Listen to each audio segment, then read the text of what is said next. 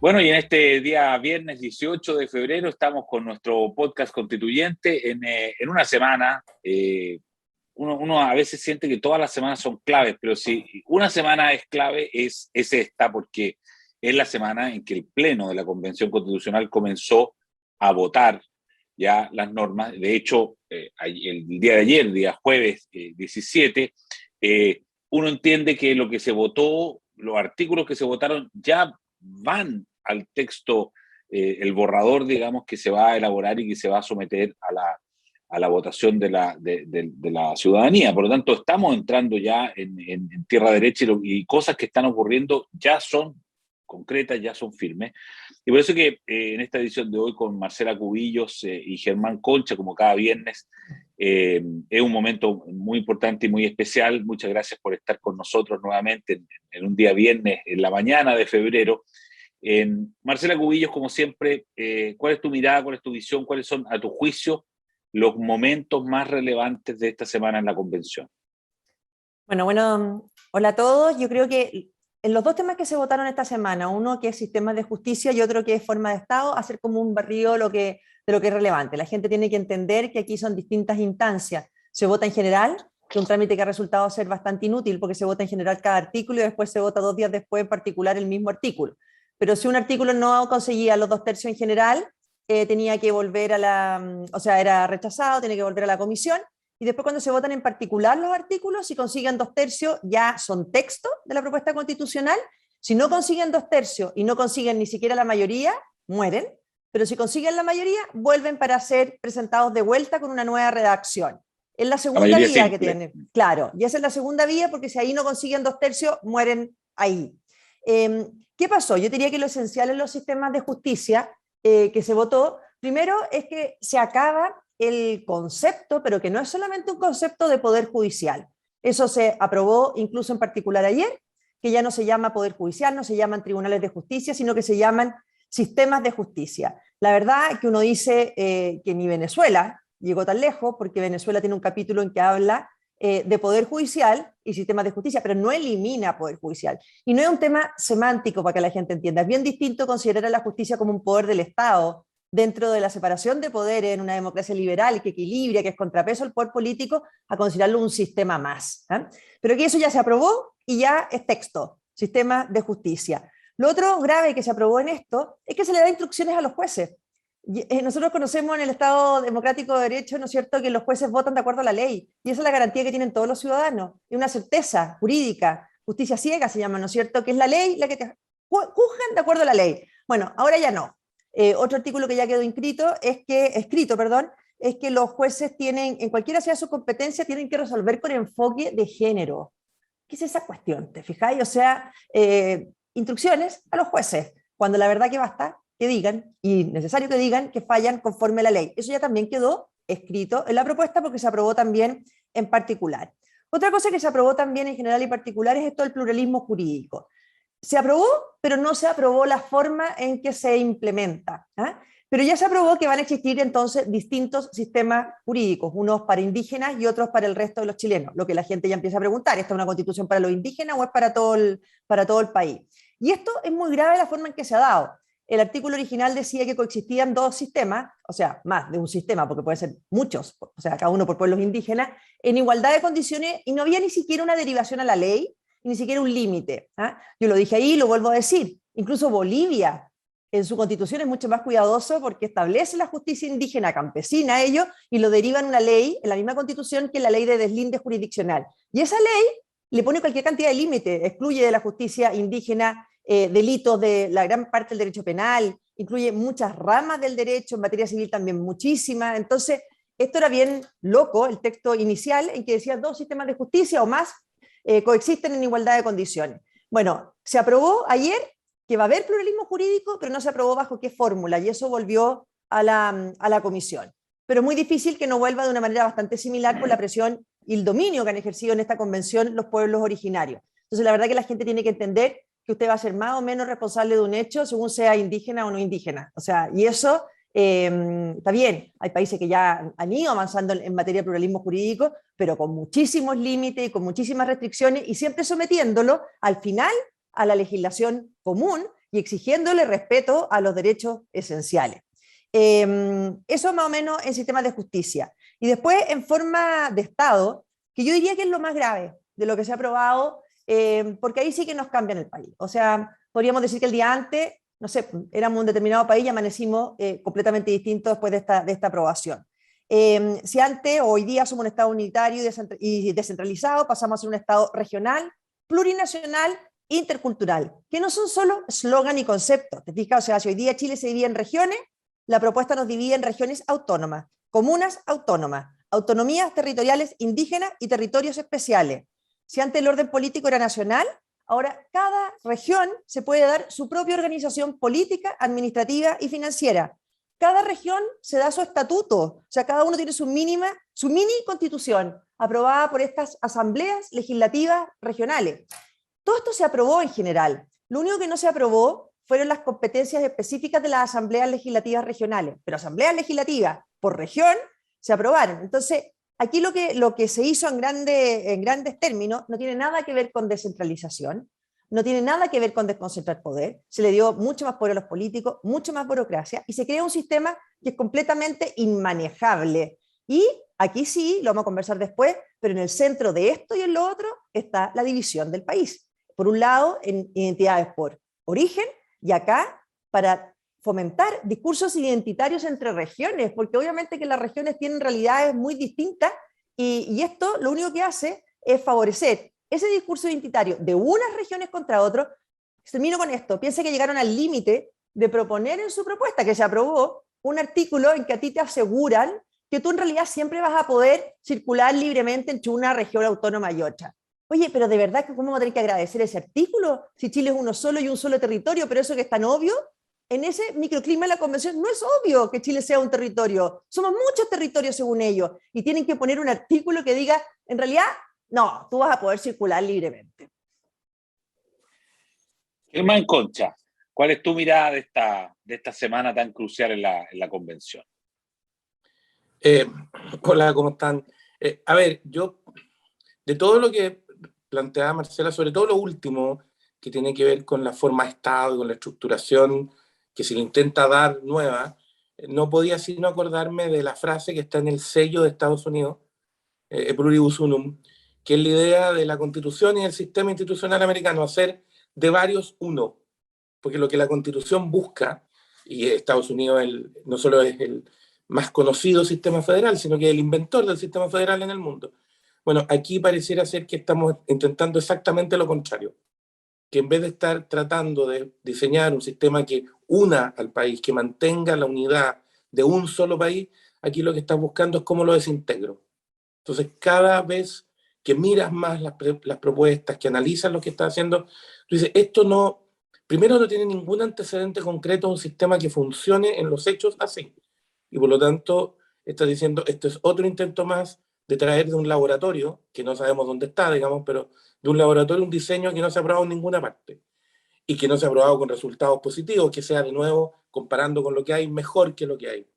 Y en segundo lugar, por lo que se dice, por la manera en que se frasea, por las explicaciones que se dan al probarlo, tú dices, aquí no hay ningún interés de hacer de varios uno, que es el rol de las instituciones, el rol de la Constitución, el rol de un sistema razonable. Aquí lo que tú quieres hacer es desintegrar.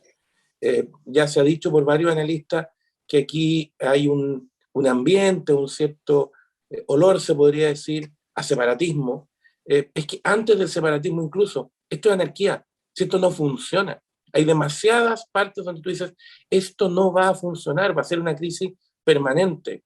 Porque lo que dice Marcela, hay que decir que se puede circular de un lugar a otro. Bueno, y entonces después si quieres intercambiar productos, si quieres hacer distintas actividades transfronterizas, vamos a empezar a hablar que entre las regiones hay fronteras de verdad, y entonces van a haber guardias en cada región, las comunas también. ¿Qué va a pasar con la distribución de la fuerza pública? ¿Qué pasa con los impuestos en un sistema de esta lógica? O sea, los sistemas federales tienen una compleja estructuración en ese sentido. Para dar un ejemplo, todas las personas que habrán estudiado o visto, incluso basta ver el monumento a Lincoln en Estados Unidos, se dice que Lincoln, el gran tema con él es que es el salvador de la unión, precisamente es el que se jugó porque el país fuera uno solo. les costó una guerra civil estabilizar el sistema federal. Entonces, tú ahora lo que haces es construir todos los elementos para que lo que haya en Chile sea anarquía, porque eso es lo que está generando un mecanismo que va directamente hacia la anarquía, por lo que estás exponiendo, Marcela, y que abre la puerta al separatismo, pero el separatismo de las maneras más raras. Leí, no sé si ya a esta altura, no sé si leí bien o mal, digamos, porque uno le dice no puede ser cierto, pero dice las regiones autónomas, porque además todo es autónomo. Entonces, si todo es autónomo, entonces ¿cómo gobiernas algo que todo es autónomo?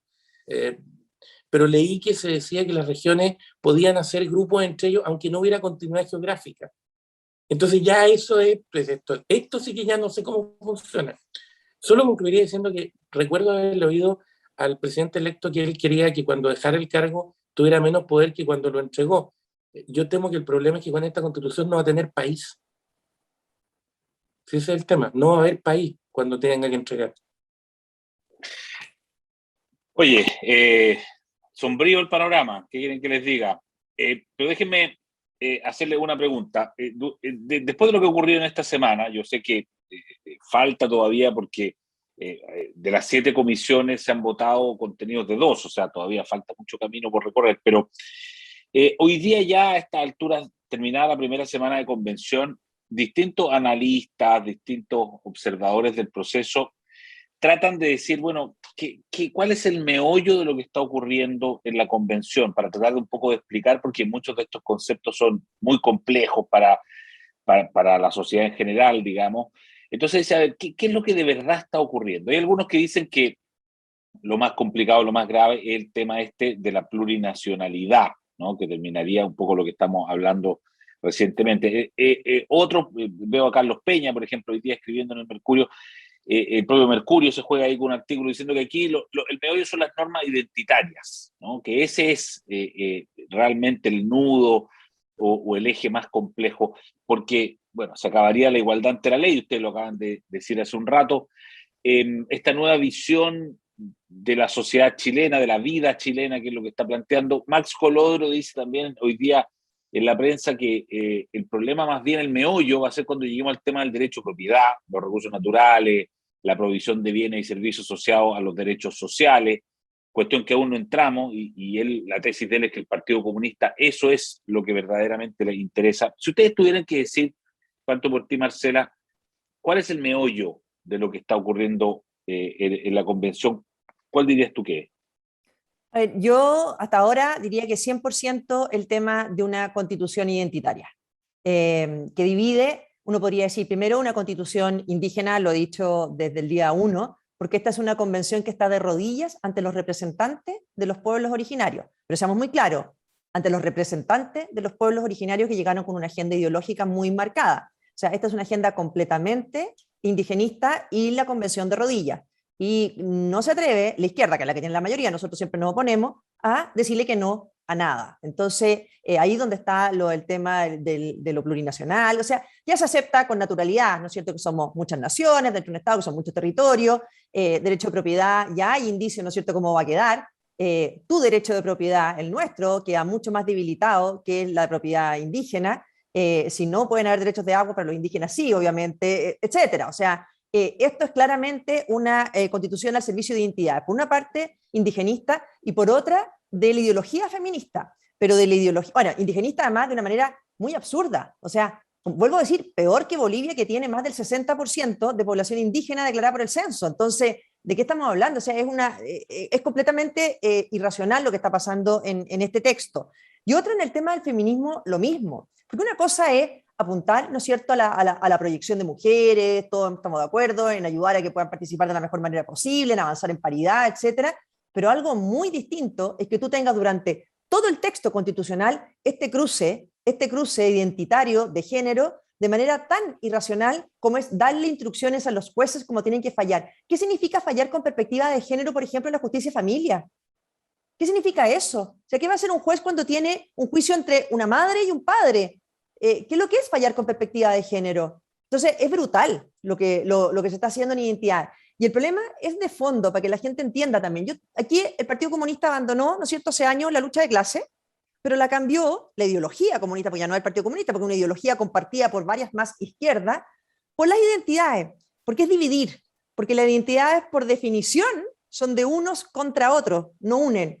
Cuando tú vas dividiendo el país en diversas identidades, ya sea indígenas, por género, por regiones y muchas otras, lo que haces es atomizar, dividir, generar los espacios para un discurso de unos contra otros. Y yo creo que eso es lo más delicado, unido a una estructura de poder que la mezcla es muy mala. La mezcla es muy mala, porque aquí, ¿de qué te sirve que algo quede entregado a la ley cuando probablemente quede entregado a una cámara unicameral plurinacional, con quórum simple? Porque yo escuchaba ayer a alguien hablar con alguien y decía, no, pero en el fondo las leyes de quórum, no, se acaban. O sea, con quórum simple, porque van a tener probablemente los votos para tener leyes simples. Con asambleas regionales, que hasta ayer, y no sé cómo va a volver al Pleno, podían tener sus propias legislaciones laborales, tributarias, etcétera. Entonces, la mezcla, y sin tribunal constitucional, y con una justicia bastante más de rodillas que la que tenemos hoy día. Entonces, la mezcla de estructura de poder político, más este discurso identitario que se está plasmando en el texto de la Constitución, creo yo que es lo más delicado para la democracia y el Estado de Derecho.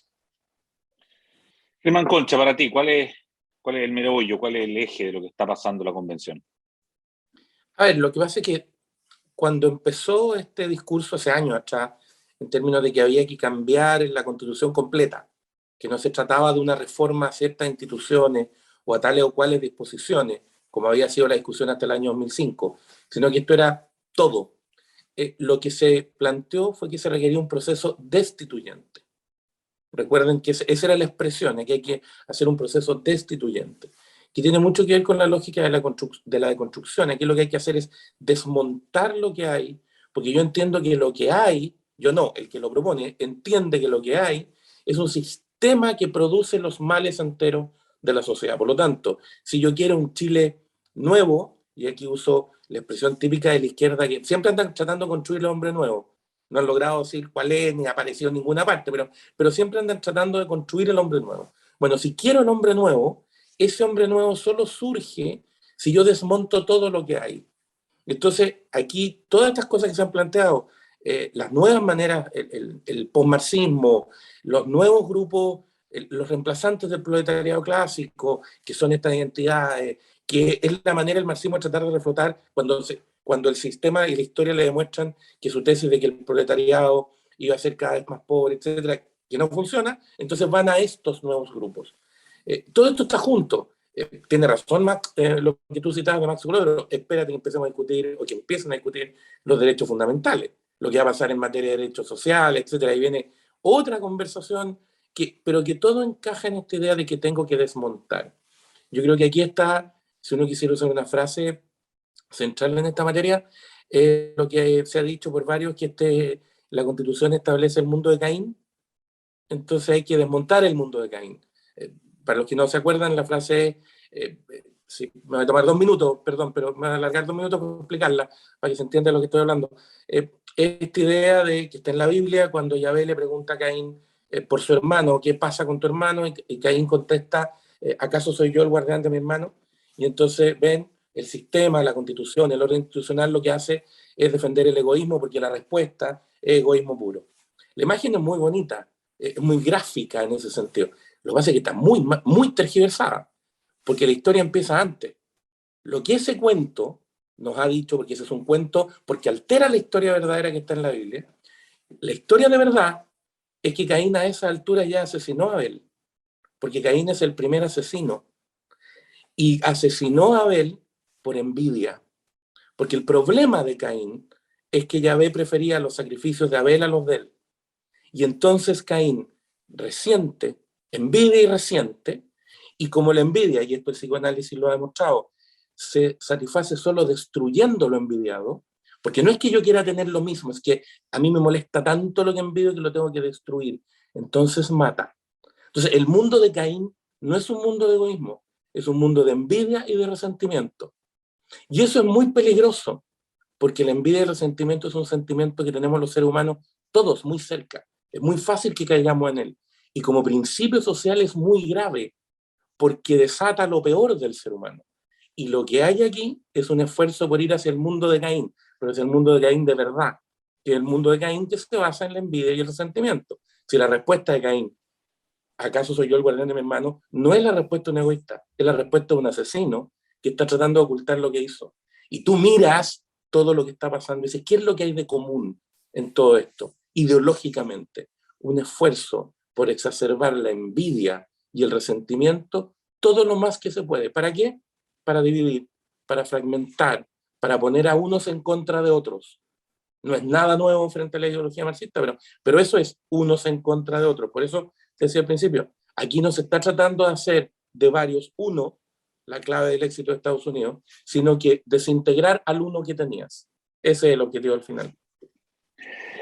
Marcela y Germán, para terminar, una última pregunta, ya estamos en el límite del tiempo, pero ¿qué se hace frente a esto? Hoy día José Joaquín Brunner, en el Mercurio, por supuesto que él no es ciego ante lo que está pasando, ¿no? Que hay aquí un impulso revolucionario, un poco como lo describe también Germán, de lo que está pasando, pero él dice que igualmente peligroso a ese clima, ¿no? el que hemos visto, es el tema de generar o proponer un rechazo anticipado hacia el trabajo de la convención para tratar de desprestigiarla y en el fondo partir ya cuando llevamos recién en la primera fase, ¿no? De la fase decisiva, empezar inmediatamente a hacer campaña por el rechazo. ¿Ustedes estarían de acuerdo con eso? ¿Qué se hace frente a una situación como esta, Marcela?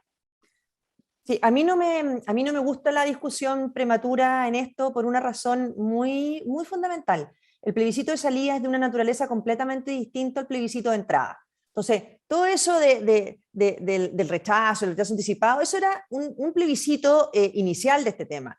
Ahora, a mí no me gusta porque creo que el plebiscito final, el peso de la prueba lo tiene la convención.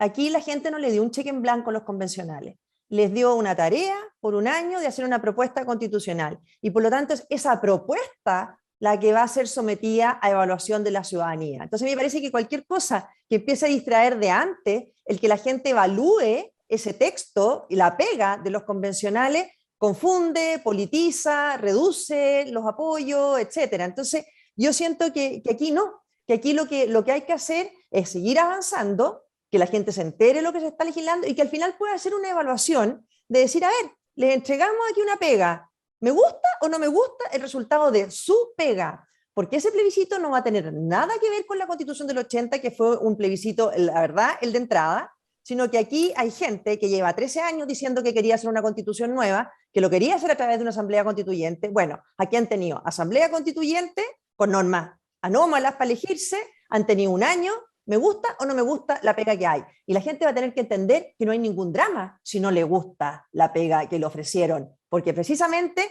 puede volver el poder constituyente al Congreso donde nunca debió haber salido, cambiar la Constitución, hacer una nueva, etc. Pero siento que lo otro empieza a reducir el discurso, porque aquí lo que verdaderamente va a estar en tela de juicio es el texto que propongan. El peso de la prueba lo tiene la Convención y sobre todo la mayoría que la hegemoniza. ¿Qué opinas tú sobre eso, Germán? No puedo estar más de acuerdo con Marcela. Yo creo que plantear hoy día el rechazo al texto es contestar ideología con ideología, en el fondo. Es decir, mira, porque lo estás haciendo tú, porque esa es la mayoría, entonces, no. Y además es licuar lo más importante en política, que es la responsabilidad. Si aquí hay una mayoría, que es la coalición que respalda al presidente electo, que se tiene que hacer responsable del texto. La coalición que respalda al el presidente electo, todo el entorno no gobierno, tienen que hacerse responsables de lo que está pasando. Sí, perdón la comparación y no quiero no quiero burlarme, pero esto no lo están haciendo los marcianos. Esto lo están haciendo chilenos que tienen la decisión de hacer esto, que respaldan un determinado gobierno, que responden a una cierta visión y que tienen ciertas preferencias políticas. Entonces lo lógico es que primero el país tenga claro quién propone y aprueba esto, quién es el dueño de esto, quién es el autor, de quién son estas ideas, qué es lo que producen, etc. Y lo que se ha venido haciendo, analizar, discutir, estudiar, hacer propuestas alternativas. Y cuando esté el texto entero en la mano, veamos qué es lo que dice ese texto entero y hagamos el esfuerzo de compararlo con lo que hay para ver si es mejor o peor, línea por línea, texto por texto. Pero que los que hegemonizan esto y tienen mayoría para hacer lo que quieren, no tengan nunca la excusa de decir, no, es que no me dejaron hablar, no, es que si me hubieran dejado lo habría hecho mejor. No, señor, si tiene todas las oportunidades para hacer lo que quiera, para presentar un buen texto según lo que a usted le parece, pensando en Chile. A ver, demuéstrame si fue capaz de redactar un buen texto pensando en Chile, y discutamos eso cuando esté. Lo otro me parece cerrarse antes de tiempo y no solo, insisto, contestar ideología con ideología, sino que hacer algo que es aún más grave en política, que es permitir que las personas no asuman la responsabilidad que tienen que asumir. Aquí la izquierda chilena, la hegemonía de la convención y en general la coalición del nuevo gobierno, que no tiene nada de malo que esa sea la coalición, si ganó, esa coalición tiene que hacerse responsable de lo que está haciendo, sin excusas. Tiene la mayoría para hacer lo que quiera, bien, ¿qué es lo que hace con esa mayoría? Marcela Cubillos, Germán Concha, muchas gracias de nuevo por un nuevo podcast constituyente en este día viernes. Que tengan un excelente fin de semana. Gracias. Igualmente, muchas gracias. Haz que estos contenidos lleguen más lejos haciéndote miembro de la Red Libero. Hola, si aún no lo has hecho, suscríbete aquí a nuestro canal de YouTube. Estarás al día de nuestros mejores programas que no encontrarás en otro lugar.